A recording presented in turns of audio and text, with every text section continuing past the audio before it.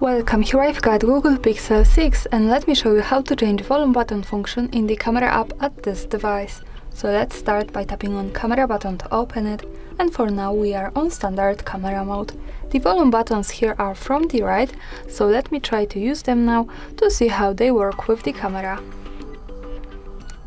And as you can see now, by tapping on them, I can easily take a picture. To change that function, let's go to left corner button so we can get access to more options about camera we can manage.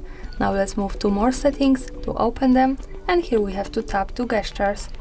Now we can pick volume key action to decide between shutter, which is now zoom, volume, or just turn them off. So let me pick for example zoom to show you how it works different, and let's move back to camera.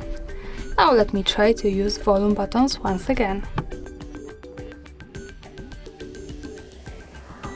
And as you can see, I can easily get closer to my subject and also move back, so I can use zoom. That's all, thanks for watching, subscribe our channel and leave the thumbs up.